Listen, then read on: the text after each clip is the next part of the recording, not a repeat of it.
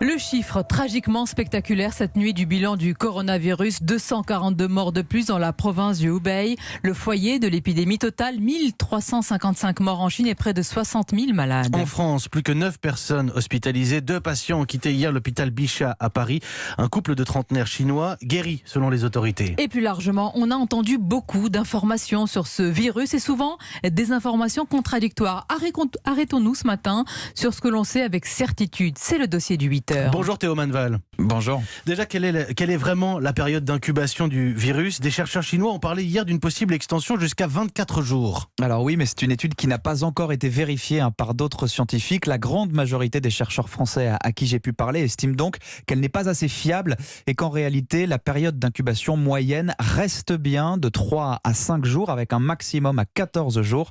Donc la période de quarantaine pour les Français qui reviennent de Chine, par exemple, restera à 14 jours. Il n'est pas question de l'augmenter. Et est-ce qu'on peut être contagieux sans symptômes ? Alors ça, c'est une question qui divise. Tous les chercheurs ne font pas la même réponse. Arnaud Fontanet, épidémiologiste à l'Institut Pasteur, estime lui que oui, c'est possible et que c'est un enjeu majeur. Il y a eu quelques cas décrits qui le montrent. Maintenant, est-ce que c'est simplement 5% ? Est-ce que c'est 10% ? Est-ce que c'est quelque chose de plus fréquent qu'on ne l'imaginait ? C'est très important de le déterminer parce qu'évidemment, la capacité à identifier les patients et les isoler rapidement avant qu'ils ne contaminent d'autres personnes, dépendra de quand la contagiosité démarre. En clair, l'OMS s'inquiète de possibles porteurs du virus qui s'ignoreraient et qui risqueraient de répandre l'épidémie. On sait que le virus se transmet quand on tousse, par projection de salive, par le contact physique. Est-ce que les selles sont aussi une source de contamination ? Eh bien, à ce stade, on ne sait pas non plus. On a bien retrouvé des traces du virus dans les selles de certains malades, y compris en France. Mais pour faire simple, on ne sait pas si ce sont des traces d'un virus mort, entre guillemets, ou bien encore actif et susceptible de contaminer.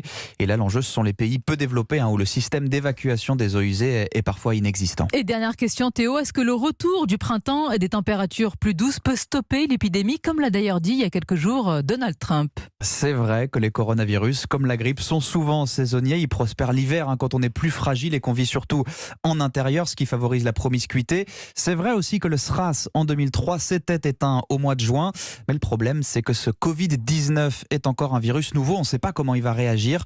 Le MERS, par exemple, un autre de ses cousins, se porte lui très bien sous les températures élevées du Moyen-Orient. Il était important pour vous, pour nous tous, de faire un point de ce que l'on sait, de ce qui est vrai, de ce qui est faux. Merci Théo Manval. C'était le dossier du 8h sur Europe 1.